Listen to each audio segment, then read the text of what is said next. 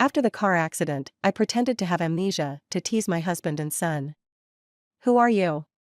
My son's eyes lit up mischievously as he pulled a woman standing outside the hospital room inside.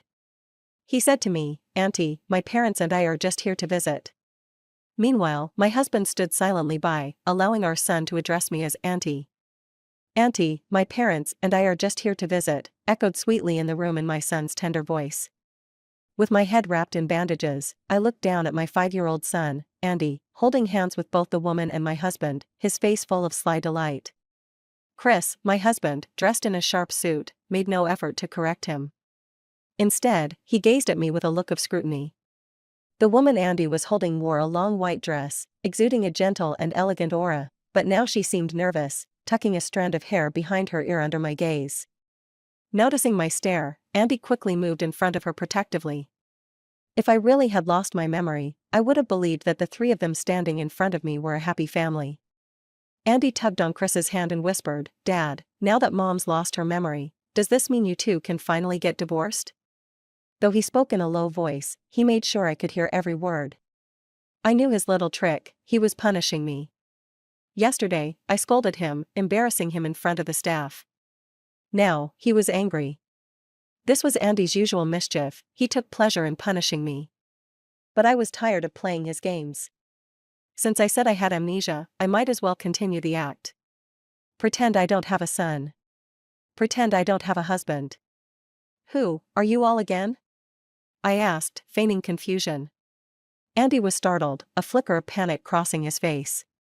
"You really don't remember me? You can't possibly forget me. I'm your favorite, kid." Chris frowned, his cold eyes narrowing with impatience. "Joyce, stop pretending. The doctor said it's just a mild concussion, nothing serious. Don't think you can use amnesia to avoid the divorce. Yeah, stop pretending. You love us so much, how could you forget us?" Andy added, his expression as stern as Chris's. I could feel a headache coming on. Before I could respond, a nurse knocked on the door. "The patient needs rest. Everyone who doesn't need to be here, please leave." Without a word, Chris and Andy took Ella with them and left. The nurse entered the room and said, "Your husband just left to buy you some porridge." My husband? I was confused. Hadn't he just been kicked out by her? The nurse blinked. "Yes, I remember you both from 4 years ago. I used to work in the maternity ward and saw you many times. You two were such a striking couple, hard to forget. 4 years ago, I did have my checkups at this hospital, but Chris never once came with me." The nurse continued, "Your husband was one of the few who never touched his phone during the appointments. He waited anxiously outside the entire time you were being examined. Tall, handsome, and so attentive. He gave us all hope that true love still existed." "Oh, by the way, who were those two just now?" They looked striking, but their faces were so dark, they looked like debt collectors. I couldn't help but laugh. Chris had never come to any of my 14 prenatal checkups. The one who accompanied me was Devin, my younger brother by 5 years. Our family had adopted him when he was 18. I didn't explain the situation between Chris, Andy, and me. After all, soon we'd be nothing to each other. Soon, Devin came in, slightly out of breath, carrying a food box. I was starving, I hadn't eaten all day, and my stomach was beginning to hurt. Devin quickly set everything up on the table, porridge, spoon, napkins, and a cup of water, all neatly arranged. "This is warm water, and here's your favorite century egg and lean pork congee. You start eating, I'll peel the eggs for you." I accepted his care, without hesitation. Since the day I met Devin when he was brought home by Grandpa when I was 15, he had always been my most loyal companion. After a few bites of porridge, my stomach pain began to ease. Looking up, I noticed Devin's eyes were red. "You have no idea how scared I was when I heard about your accident," he said, his voice trembling with emotion. I felt a sharp sting of emotion rise to my nose. Who wouldn't be afraid of a car accident? I was just lucky the injuries weren't severe. I only pretended to have amnesia to tease Chris and Andy, thinking it would be funny. But how could people who don't care about you worry? A few days later, I was discharged from the hospital. I insisted to the doctors that I remembered everything except for Chris and Andy. The doctor informed Chris that my amnesia was due to the concussion and that I'd gradually remember everything. I returned to Chris's house. From the living room, I could hear the beautiful sound of a piano. Ella and Andy were playing a duet. When they finished, Ella smiled and praised him. "You're such a talented little pianist." Andy blushed and replied shyly, "It's only because you're such a great teacher." It was a picture of motherly warmth and filial piety. Expressionless, I headed upstairs. The moment Andy saw me, his smile disappeared. Ella quickly stood up. "Madam, how are you feeling?" Standing on the stairs, I nodded at her. "I'm much better now. Please, go ahead and continue." I didn't dislike Ella, I was just jealous of her. Ella wasn't a third party in our marriage. She was Chris's first love, someone he could never forget. Even though Chris and I were married, the saying is true, the one who isn't loved is the third party. I first saw Chris in all his youthful glory when he was 18, and it was then that he fell for someone, Ella. Last month, her family's business declared bankruptcy, forcing her to return to the country. She had poured all her savings into trying to save her family's company, but with her music degree, it was hard for her to find a high-paying job here. Chris found her and hired her as Andy's piano teacher, paying her 600,000 yuan a month. New mom is the best. I love my new mom the most. Andy loudly announced from the living room. "Master, I'm not, please don't call me that," Ella said awkwardly, looking at Andy. Andy, dissatisfied with how she addressed him, clung to her leg affectionately. "If you call me master again, I'll be mad. You have to call me Andy. You're way nicer than my mom. I like you best." He glanced upstairs, noticing I hadn't come down yet, and continued, "Why don't you move in with us? I want to see you every morning when I wake up." Dad already agreed. "Why won't you stay? Our house is so fancy, you can have anything you want." Chris had indeed suggested that Ella move in with us. There were plenty of rooms, and it would be more convenient for her. Plus, she was broke. But Ella insisted on renting her own place and turned down his offer. "Andy, you should keep practicing your piano pieces," she gently urged him. Andy shook his head, determined not to stop until she agreed to live with us. "Are you scared of my mom?" "Don't worry, Dad and I will protect you. She listens to everything Dad says and won't do anything to you." Andy was smart, he knew exactly how to hit my sore spots. I calmly put on my pearl earrings and finally made my way downstairs. When Ella saw me, she seemed troubled. "Madam, It's fine, Ella. You can stay here. I know your commute takes 3 hours every day." I took the shoes the maid handed me. "You don't need to feel guilty. I'm glad you're back." Andy was stunned, clearly caught off guard. In the past, whenever Dad drunkenly mumbled Ella's name, Mom's eyes would fill with tears. Yes, this wasn't the first time Andy had met Ella. Last month, he had secretly found the woman's photo that his dad had kept hidden in a drawer, along with the names of other women Chris would mutter in his sleep. He thought he had found the perfect way to punish me. But it seemed his weapon had lost its power. "I want ice cream." "Bring me 2. "No, 10. But all he got in response was the sound of me closing the front door. After being bedridden for days, I was finally out and needed to visit the beauty salon for some skin care. The driver was already waiting outside. Meanwhile, inside, Andy's face had darkened. "Master, here's your ice cream," a maid said, pulling it out of the freezer. "Who said I wanted it?" He threw the ice cream onto the floor, staring intently at the closed door. Could his mom really have forgotten about him? Chris's mother had heard that Ella had returned and was now Andy's piano teacher. She came over, bringing several bags of luxury goods. On the sofa, an elegant and regal woman gently held Ella's hand. "My dear child, you've truly suffered. Just imagine, if you and Chris had been together from the start, with his help managing your family's business, how could your family have gone bankrupt?" Ella looked a bit anxious. "Please don't say that. What's done is done. I'm already grateful that Mr. Chris is willing to offer me a job now. There's no harm in saying it. Now that Andy is in your hands, I feel completely at ease." Chris's mother patted her hand approvingly. She then lowered her voice. "Chris is getting a divorce, you know that, right? As soon as you came back, he started the divorce process. Doesn't that tell you something?" Don't worry, even Andy likes you. You won't be mistreated in our family, and Chris will help your family recover too. Chris's mother hadn't informed me about her visit, even though she knew I was home. I wisely chose not to interrupt their reunion. Not only did Chris and Andy like Ella, but Chris's mother also had a deep affection for her. Even before I married Chris, she had hoped Ella would become her daughter-in-law.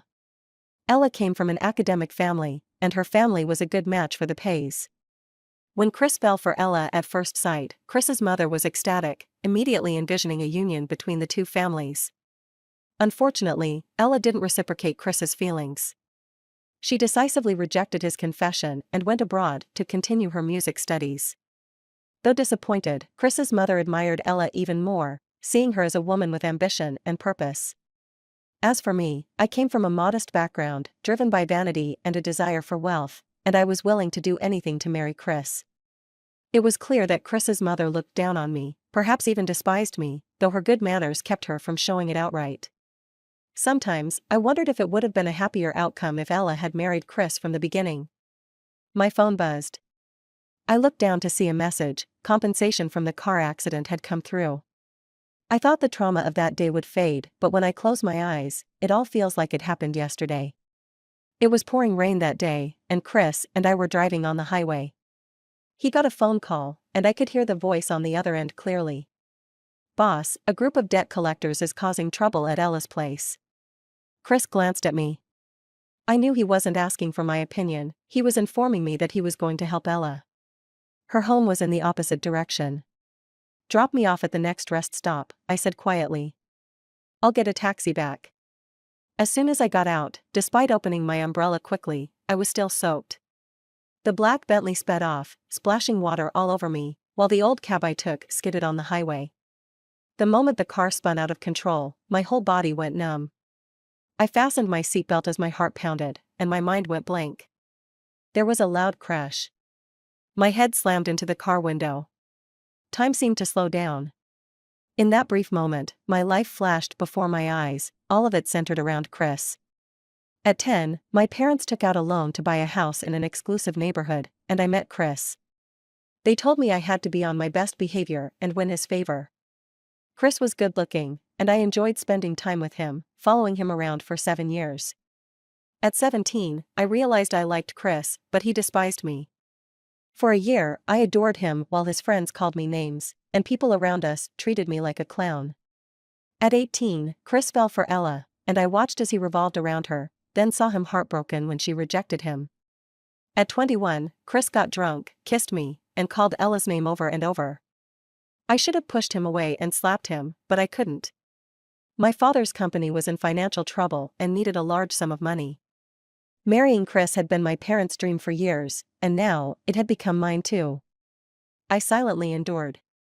However long Chris tormented me, he called out for Ella just as long. Word of our situation quickly reached his grandfather, who, adhering to traditional values, demanded Chris marry me. I got what I wanted, a marriage to Chris. At 22, I became pregnant. The baby was difficult, my pregnancy symptoms severe, and the delivery almost killed me. Memories are a tangled web of pain. When I opened my eyes again, I was lying in a hospital bed. I was in agony, my head pounding. At 27, I watched my son call Ella Mom, and my husband did nothing to correct him. I pretended not to care, but each moment pierced me. The people I couldn't bear to lose were waiting for me to disappear. I stayed silent, realizing happiness might never have been mine to claim. Do you ever lash out at the ones you love? I wanted to ask Chris and Andy, but when I saw how they were with Ella, I knew the answer. Chris fell in love with Ella at first sight, and so did Andy. This was the first time Andy had ever shown affection towards someone else. People cling to their first loves. Andy was becoming more like his father, not just in appearance, but in personality and preferences. They both liked Ella. I never saw Ella as a third party because, from that night on, I had stolen what belonged to her. People suffer because they chase after the wrong things. I think this marriage has reached its end. It's time to give Chris and Andy back to Ella. Chris had already drafted divorce papers the day Ella came back, hoping to pursue her again. As he wished, I informed the Pay family lawyer and met him at Chris's office. I agree to the divorce, I said calmly. Chris seemed surprised. The lawyer handed each of us a divorce agreement. I quickly signed my name. When it was Chris's turn to sign, his hand hesitated, the tips of his fingers white from gripping the pen too tightly. Boss, you can take some time to reconsider, the lawyer suggested, hesitantly. I understood how Chris felt. Even a pet would stir emotions after being with someone for a long time, and I had followed him for 16 years. Andy stays with me, Chris said, watching me closely, testing my reaction. I nodded. I didn't want either of them.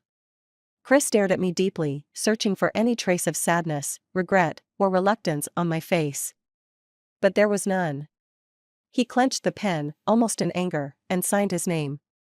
I calmly reviewed the property settlement, satisfied, then left his office. In the now empty office, the lawyer trembled slightly, sensing the icy aura Chris exuded. Boss, should we make the divorce public? No, she's just throwing a tantrum, Chris said, as if reassuring himself. His frown even relaxed slightly. Don't leak this. She'll come back on her own. She's only lost her memory. She forgot about Andy and me, but it's temporary. She loves us both deeply. Once she remembers, she'll come running back to beg for my forgiveness. This divorce is just a punishment for her forgetfulness. When she comes back crying and apologizing, I'll forgive her, and we'll get remarried. Feeling comforted by his own words, Chris took a sip of coffee. The lawyer wiped the sweat from his brow. Divorce papers signed, property divided, was she really just throwing a tantrum? As I was about to leave the house for the last time, I expected to feel sadness, having lived here for 6 years. But instead, I felt an overwhelming sense of relief, as if shackles had been removed. I was no longer someone's wife or someone's mother. There was no need to please anyone or fear their rejection. While neither Chris nor Andy was home, I called for 3 moving trucks and spent a considerable amount hiring 3 moving companies.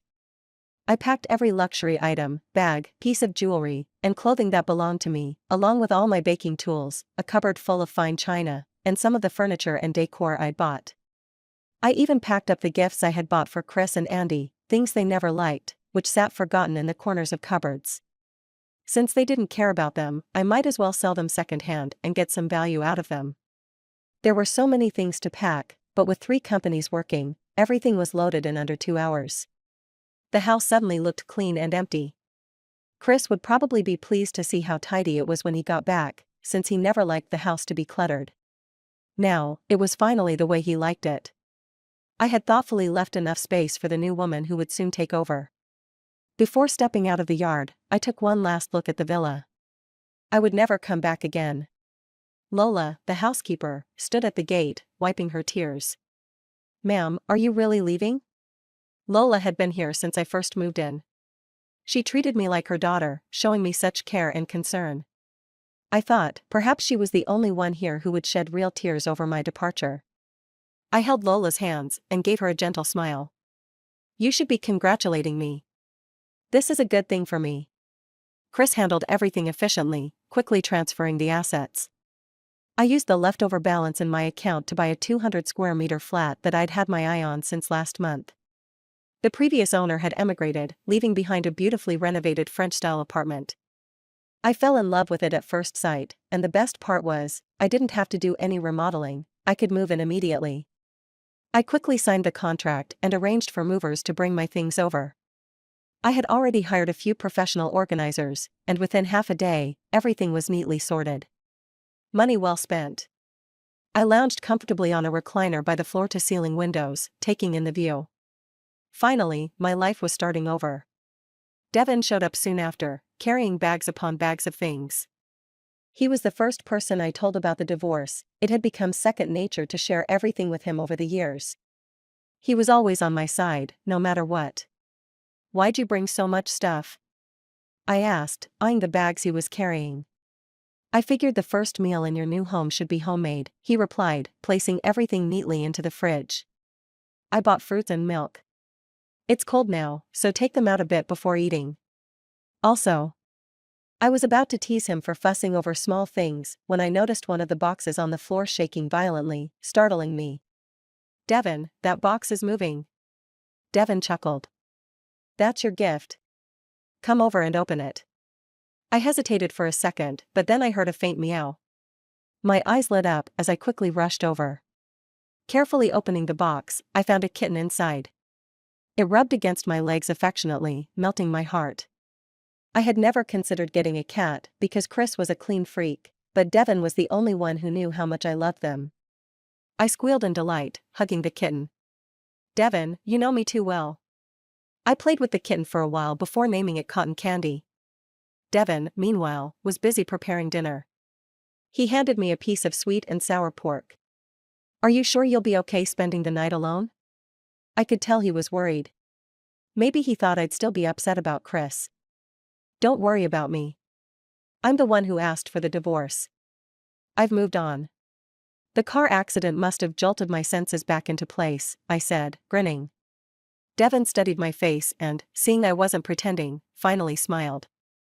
I'm glad you've come to terms with it. Chris never deserved you. Now that you're divorced, have you thought about coming back to the company? Before I got pregnant, I had been helping my father manage the company. Afterward, my father handed the reins over to an 18-year-old Devin, who was still on summer vacation at the time. The shareholders were skeptical, but in just 2 months, Devin had tripled the company's revenue. He balanced school and the business, quickly becoming one of the most promising young talents in the industry. I had considered returning to work, but I hadn't been in the business world for 5 years. Devin set down his chopsticks and looked at me. You'll get back into it quickly. Don't you remember how you used to shine in the corporate world? My heart raced. I still remembered the joy of signing my first big deal. I nodded, agreeing to return to the company. A few days later, it was my father's birthday. Devin and I went home together, and I nervously told my parents, I got a divorce. My father's face darkened, and he raised his hand to strike me, but Devin shouted, Dad. My mother rushed over, shielding me and hugging me tightly. What are you doing? We've already ruined the first half of her life. She's an adult now. Let her make her own decisions and give her life back to her, she cried, her voice choked with emotion. Tears welled up in my eyes as I clung to my mother, sobbing. My father's eyes reddened, and he slapped himself hard. It's my fault. I knew Chris's family was a snake pit, and yet I still pushed you into it. I have no right to blame you. My mother led me to the sofa. Joyce, if you want a divorce, go ahead. We've seen everything these past years. She glanced at Devin. Why don't you move in with her and take care of her, Devin? I didn't want to bother him. After all, I was an adult and could take care of myself. I'll be fine on my own. You? The way you cook, you should be thankful you haven't poisoned yourself yet, my mother scoffed. I chuckled sheepishly. I loved cooking and experimenting with recipes, but according to Chris and Andy, I made evil creations. Fortunately, Devin enjoyed my cooking, so I'd kept at it all these years. Devin, however, looked worried. Joyce, you've never lived alone before, and there's a lot you'll need help with at the company. He had a point. I wasn't fond of my own cooking, and I couldn't rely on takeout forever. Plus, there was the kitten, Cotton Candy, to take care of. Devin could help with that too. I agreed, and Devin sighed in relief while my mother smiled. Who else but Devin would treat you like a child, she teased. I protested silently. In my eyes, Devin was still the kid. Though busy with work, I hadn't felt this fulfilled in a long time. It was like leveling up in a game, and I was full of energy. I even stayed late at the office a few nights. When I got home one evening, Devin was waiting for me with dinner ready. For the first time, I had someone at home, waiting for me, not the other way around. I couldn't help but smile as I walked into the living room, where I found Devin asleep on the recliner. As I approached with a blanket, I stopped in my tracks. Devin was sprawled on a single recliner, which usually had plenty of room for me. But on him, it looked too small, with his long legs dangling over the edge. Devin had grown up. I'd never thought about him that way before, but now I couldn't help but notice how good he looked. My gaze lingered on his chest. His skin was so smooth and fair, with muscles that were clearly defined. He must work out, I thought, noticing a hint of pink peeking out from his robe. Just looking at him made me feel warm. I wondered how soft his skin would feel under my fingers, or how it might flush if I touched it. Before I could stop myself, my mind was already wandering to less innocent places, and my face flushed. I shook my head, trying to clear my thoughts. I must have had too much to drink. As I bent over to cover him with the blanket, I accidentally locked eyes with him. I stumbled in surprise and fell right onto his chest, my face buried against the warm skin I had just been staring at. I blushed furiously, trying to get up, but the unsteady recliner sent me tumbling back down onto Devon's chest again. This isn't what it looks like, I thought frantically. Devon's large hand steadied me by the waist as he sat up and stabilized the chair. Joyce, what are you doing? He asked, his voice husky from sleep. Embarrassed, I held up the blanket to cover my face. I just wanted to give you a blanket. He chuckled softly, the vibrations rumbling through his chest. Only then did I realize I was still sitting on his lap. Mortified, I threw the blanket over his head, scrambled off him, and rushed back to my room. The next few days, I got the hang of things at work, and I felt lighter, humming songs as I walked around. But in the parking lot, I spotted Chris's car, and my mood soured instantly. I started counting down the days until I could finalize the divorce. Andy was waiting at the elevator. Dad sent me to talk to you, he said, still sulking. He wants me to apologize for calling Ella Mom. It was just a prank. Who knew you'd really lose your memory? It's fine, I said softly. Andy glanced at me, hope flickering in his eyes. But I continued, your father and I are getting a divorce. You can call whoever you want Mom now. Ella will be your new mom soon, and she's great. You like her, don't you? You'll be happy together. He followed me all the way to my apartment door, clearly not wanting to leave. Anything else? If not, I'm closing the door. Andy stared at me in disbelief. I've already apologized. And you still won't forgive me? You'll regret this. When you remember everything, you'll be begging me for forgiveness. Even if you kneel, I won't forgive you. The first time Andy said something like that, I cried alone in my room, questioning if I was a bad mother. But now, I felt nothing. Whatever bond we had was broken the moment he called someone else Mom. Sometimes I suspected Devon was flirting with me, but I couldn't prove it. Like now, for example, when he was casually making me coffee in a simple white t-shirt and gray pants. He looked like a college student. Well, he had just graduated from college. Ah, the vibrancy of youth. I lay on the sofa, feeling sentimental. Look at those hips, that waist. Absolutely pleasing to the eye, it's no wonder wealthy women love to keep male models around. Devon walked over with a cup of coffee, and I immediately put on a serious face, pretending to read a magazine. I took the coffee from him and had a sip. Just as Devon sat down, Cotton Candy, my cat, jumped onto his lap, curling up comfortably. My eyes were drawn to the sight of Cotton kneading his gray pants. Wait, gray pants? My gaze involuntarily focused on a particular area. Devon leaned close to my ear, his breath tickling me. Joyce, what are you looking at? My ears tingled, and my breath hitched. My eyes darted around. I was saying the cat has grown a lot. Blushing furiously, I bolted to my room and sent a message to my best friend. Devon's been staying with me, and I feel like he's seducing me every day. Should I find a man already? My best friend excitedly called me right away. You finally opened your eyes. That handsome guy's been into you for years, and you're only realizing it now? My heart was a mess. He likes me? I always thought he saw me as an older sister. I clutched my chest, unsure why a small thrill stirred within me. Of course he likes you. It's obvious.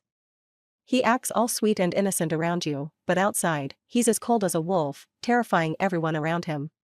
She continued, now that you're divorced, why not give Devon a chance? He's way better than that scumbag. My mind's a mess right now, and I've got enough on my plate with work. I can't deal with anything else. I hastily ended the call with my friend, only for another one to come through immediately. It was Chris. Joyce, Andy has a fever. He's been asking for you. Can you come home to see him? His voice carried an uncharacteristic plea.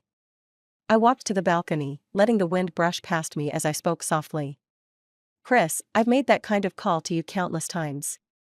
It was my first time being a mother, and every time Andy got sick, I panicked, not knowing what to do.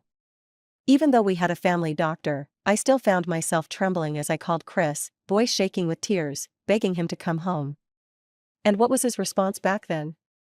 His cold words still echoed in my ears. "You can't even take care of yourself, let alone Andy." "Joyce, His voice was hoarse. "You were right, Chris. That's why now, I just want to take care of myself." "Joyce, have you regained your memory?" His tone was cautious, as I'd never heard before. "I never lost my memory. See you at the civil office in a month. Don't think that if I regain my memory, I'll come running back to you." I spoke slowly, deliberately. "It's over between us." There was a sound like a glass cup shattering on the other end. Before he could respond, I hung up and blocked his number. I'd contact him again in a month for the legal procedures. Since then, I've frequently seen Chris around, just sitting in his car, watching me from a distance, never disrupting my life. Maybe it's because he can't accept it. Maybe it's that twisted male instinct, where only the unattainable seems desirable. But now, when I see Chris, I just treat him like a passing stranger. It's Sunday today, and as soon as I opened the door, Andy arrived with a big photo album. Without hesitation, he squeezed through the door crack and sat on the sofa, completely forgetting how the last time he was here, he demanded I kneel to beg his forgiveness. Andy opened the album and pulled me over. "Mom, look, here's a photo of me when I was still in your belly. And this one is right after I was born. Cute, right? Grandma said I was the cutest baby in the whole hospital." He was trying to awaken my maternal instincts. But as I looked at the pictures, all I felt was pity for my past self. The woman in the photos was gaunt, her belly swollen, ravaged by pregnancy. I'd been tormented by morning sickness, throwing up everything I ate. I looked frail and exhausted, my hair dry and lifeless, and Andy was especially restless, constantly kicking me in the middle of the night. Staring at the pictures, I couldn't help but think aloud, so selfish. "Mom, what did you say?" Andy asked, confused. "The me in those photos is weak and haggard from pregnancy, yet your only focus is on yourself. You have no idea how much I went through to bring you into this world." Andy wouldn't understand my sacrifices, just like his father.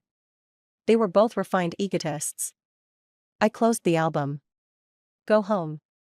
These photos only bring back painful memories for me." Andy threw a fit, refusing to leave, but the housekeeper eventually let him out. Not long after, Andy returned, even more persistent, this time bringing a ceramic plate. "Mom, look, you made this plate for me yourself. You said you spent the whole day on it." "Oh? Then why is it broken?" He mumbled something. But I already knew.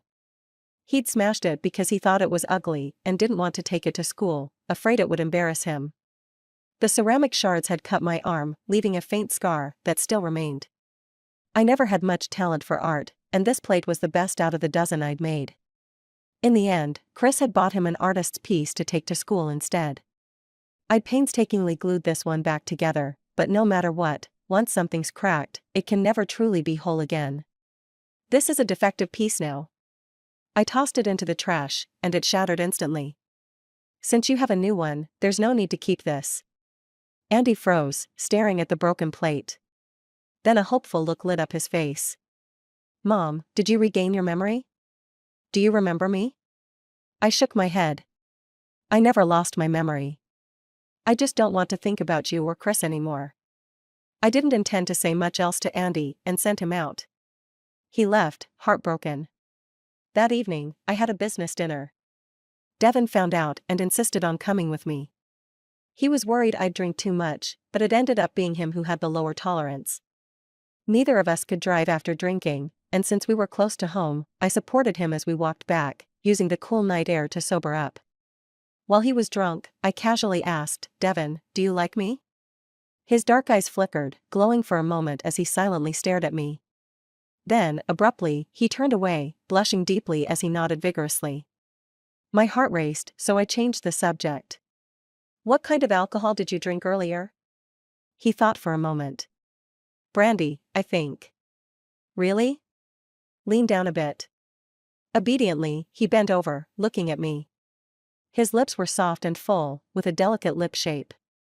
I leaned in and kissed him lightly. So soft, like brandy-infused marshmallows. I licked my lips, savoring the taste. Devon stood there, stunned and wide-eyed, still hazy from the alcohol. I acted nonchalant. It really was brandy. I kept walking, leaving a blushing Devon frozen in place. He quickly caught up, wrapping me in his arms, pressing me close to him. His head nestled into my neck like a happy child. He kept murmuring, "Joyce, I like you so much." When we got home, it seemed like Devon had sobered up. He pinned me against the door. "Joyce, can I kiss you?" When I nodded, his eyes lit up like a puppy spotting a treat, filled with fiery intensity. He kissed me all the way to the bed. At one point, he gently nipped my collarbone. Feeling me tremble, he stopped. He leaned close to my ear, his voice soft and wet. "Joyce, don't push me away anymore." In the darkness, I undid his belt. Meanwhile, at a gathering organized by Chris' friends, he drank in silence, until he overheard some gossip. Suddenly, with a loud crash, Chris flipped the table. "What did you say? Devon? That so-called adopted son? He's been into Joyce all this time?" His expression darkened instantly, voice chillingly cold. Chris was furious. Eyes bloodshot, he smashed all the bottles on the table. The room fell into a tense silence, everyone too scared to speak. Chris realized something important at that moment. Devon had never called Chris his brother-in-law, nor had he ever referred to Joyce as his sister. What a hypocrite. Chris immediately drove to Devon's company. As soon as he entered the office, he grabbed Devon by the collar and punched him. Through gritted teeth, Chris snarled, "I treated you like a brother-in-law, and you actually have feelings for your sister." Wiping the blood from the corner of his mouth, Devon laughed disdainfully. "You? Fit to be my brother-in-law? Open your phone and look at our chat history." Though confused, Chris complied, scrolling through his messages with Devon. It didn't take long, Chris often reached out to Devon for help. The conversation history unfolded before his eyes, and Chris' face grew paler with every line he read. "Take your sister to the prenatal checkup. She's having severe morning sickness and refusing to eat. Can you come over? She's dealing with postpartum depression. If you have time, take her on a trip." "I can't. Joyce has a fever. She's throwing another tantrum and I don't have time to deal with her." "Can you help? Joyce was in a car accident. Can you come and look after her?" Devon had replied instantly to each message. He never initiated contact, it was always Chris who reached out. Chris was now realizing that during their entire marriage, Devon had acted more like Joyce's husband. 14 prenatal appointments? It had always been Devon accompanying her. Every time Joyce was upset or hurting, Chris had sent Devon to take care of her. Devon had filled the role of a husband in Chris' absence, and only now did Chris understand the full extent of it. He'd always thought Joyce and her brother were just close, admiring their bond. Devon, the CEO of a listed company, would drop everything the moment Chris sent him a message about Joyce. Chris' hands trembled as he scrolled through the chat history. Devon, still seething, swung at Chris with another punch. This time, Chris didn't dodge. He stumbled back, bracing against the wall. Devon glared at him coldly. "Do you have any thoughts after reading all that? I've been wanting to hit you for a long time. Let me ask you, where were you when Joyce was in labor?"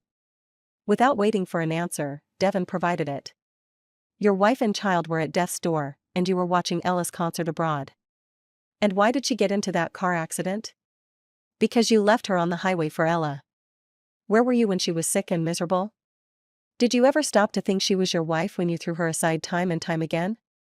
Chris opened his mouth, but the words stuck in his throat, choked by the guilt and the undeniable truth of Devon's accusations. He wanted to argue, but the facts were irrefutable. It was as though an invisible hand was gripping his throat, leaving his mind blank. I arrived at Devon's office as soon as I heard Chris had come, furious. With security in tow, I rushed up to the top floor. "Chris! What are you doing?" I shouted the moment I stepped out of the elevator. Chris was holding Devon by the collar, his face contorted in anger. The security guards intervened to separate them, and I stood protectively in front of Devon. His lips were swollen, a stark contrast to his pale face. Tears welled up in his eyes. Seeing him like that, I tenderly touched his face. Is this how you were raised? I asked Chris, my voice calm but icy. Chris wavered, seeing the disdain in my eyes for the first time. Joyce, I'm hurt too, he mumbled weakly. I averted my gaze and led Devin away. Security, escort him out. Don't let unrelated people into the company again. Later, Chris sent Andy to find me, probably thinking he could use my motherly love for Andy to keep me from leaving. But I was no longer the person I used to be. Andy, you shouldn't come looking for me anymore. I divorced your dad. I'm not your mom anymore, I said. Andy panicked at the way I addressed him. Mom, Andy wants to eat your dark cooking. I want you to tell me a bedtime story and hold me while I sleep. Andy, anyone can do those things for you. You're just not used to me not being around, I replied, turning to leave. But Andy grabbed the hem of my skirt, his voice trembling with sobs. No, Mom. I'm really sorry. That day was just a prank. I don't even like Aunt Ella. I promise I won't do it again. Dad's a liar. He said you'd come back once you got your memory back, but you remember Andy, and you still don't want me. Laura told me how hard it was for you when you had me. I was a bad kid and always made you upset, he cried. I looked down at him. Andy, never wait until you've lost someone to learn how to cherish them. Andy's tears flowed as he clung to my leg. Mom, have I lost you? This is the last lesson I can teach you as your mother. Don't use hurtful words on the people who love you. You need to learn respect if you want to be respected in return. People leave when they're hurt, I explained softly. Andy sobbed uncontrollably, holding onto my skirt as he knelt on the ground. Mom, give me another chance. I promise I'll change my bad habits. I won't be like Dad. Please trust me, I'm your son, after all. I gently pulled him to his feet. Andy, it's already a fact that I've left your father. I'm never going back to that home. He wiped his tears. If you don't want Dad, then I won't want him either. If you won't come see me, can I at least come see you? I'll be good, I promise. That's your choice. Life has a way of teaching us hard lessons. No matter how much people try, some things can only be learned through experience. Only through heartbreak can one gain true understanding. I only hope that Andy can let go of his pride and prejudice, become a better person, and avoid following in his father's footsteps. Later, after securing a major deal with a client, I was about to drive home when I ran into Ella. She invited me for coffee. About last time in the hospital. I thought Andy was just testing you, to see if you had really lost your memory. I should have said something. I'm truly sorry, Ella said, lowering her head. I should never have gotten involved in your and Chris' life, nor should I have let money tempt me into becoming Andy's tutor. I shook my head. Ella, my divorce from Chris wasn't because of you. You don't need to feel guilty. I know you're not that kind of person. I owed Ella a favor. Back in high school, she had briefly joined our class. Her family was powerful, but she was always humble and kind, never letting her wealth define her. At 17, I was vain and desperate to fit into Chris' social circle, often the subject of their mockery. But Ella had never laughed at me. She once told me, when you focus on yourself, the universe will revolve around you. She had understood things much better than I had. I resigned from that job after you left, Ella continued. I realized I can't live off of others' pity forever. I need to stand on my own. To repay her for that old favor, I had done some investigating into her family's business, which had collapsed overnight. It wasn't just a matter of wealth, it was prestige, and the fall was suspicious. I'd found some questionable actions by her relatives abroad and passed the information to her. What she did with it was now up to her. Despite the troubles, Ella's family had a strong foundation. A camel, even dying, is still larger than a horse, as they say. There was still a good chance they could recover. Ella, grateful, smiled. She then brought up Chris. And what about you and Chris? I glanced out the window where Devin stood patiently in a gray coat, waiting for me. She smiled, genuinely. I wish you happiness. Chris wasn't worth it. Ella left, saying Chris had something to talk to me about.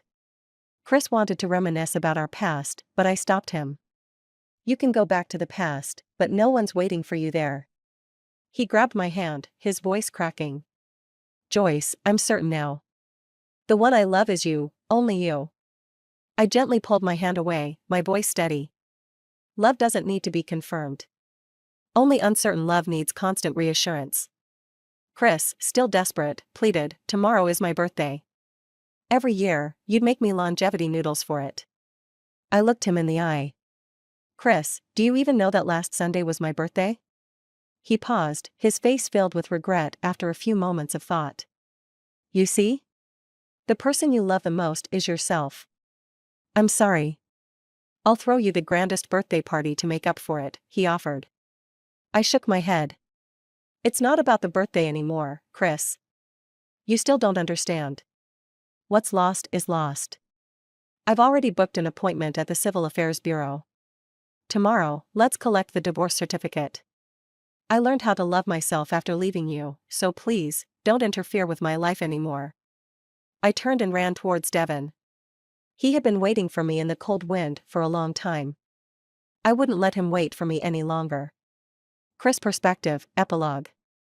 I only truly realized I had lost Joyce when I received the divorce certificate. Before that, even on the day we signed the divorce agreement, I was still arrogant. I was convinced that once Joyce regained her memory, we'd return to how things were. But I never expected that she had never lost her memory at all. Suddenly, I was overwhelmed with fear, as if something had quietly slipped away from my heart. People are always creatures of hindsight, only realizing the importance of something after they've lost it. I started scrolling through her old social media posts, reviewing the daily updates she used to share with me. As I read through our old messages, I couldn't help but smile. It turns out her messages had always been so vivid and engaging. But in most of our conversations, it was just her sending long, detailed messages. I rarely replied and often didn't even read them. Over time, she stopped sending me updates. She stopped initiating contact altogether. A person's desire to share doesn't disappear, it just shifts. She started sharing her daily life with Devon instead. Without me noticing, Devon had woven himself seamlessly into Joyce's life. And I didn't even care. I assumed they were just close as siblings. I had always taken her kindness for granted, become accustomed to being loved. I thought she'd never leave me. Only when she was truly gone did I wake up to the fact that I loved Joyce all along. But Joyce had left me. Andy had left too. He said he was going to a boarding school because he didn't want to be taken care of by anyone else. He said he could take care of himself. After Andy left, the once large house felt empty. It no longer resembled a home, it had lost its warmth. Joyce was ruthless, she didn't leave a single trace of her behind. Sometimes, I envy Andy. At least he gets to see his mom every week. He can still call her. But I can only drown my nerves in alcohol day after day. The memories of her flood my mind constantly, the way she used to be by my side. The regret, the guilt, the agony of knowing I missed so many chances. Every night, my heart aches. I met her so early, someone who loved me so deeply. I could have been happy. I was the one who ruined everything. As I looked at the only wedding photo we ever took, tears rolled down my face. Why couldn't the future me travel back 6 years to tell Chris not to hurt her, not to push her away, not to let her go? If I had another chance, I'd hold her hand tightly, never letting even death separate us. But there is no if. She's getting married. Just a few months ago, she was still my wife. My mind is in chaos. How did things turn out like this? I told Andy about his mom's upcoming wedding to Devon, hoping he'd feel the same pain as me. His mother had abandoned us. But Andy wasn't sad at all. He was happy for her. Mom is happy with Uncle Devon. I want her to be happy. Yes, even a child can see that she's happier with Devon. What right do I have to blame Joyce? I attended her wedding. The wedding I never had with her, Devon gave her. Andy volunteered to be the flower boy.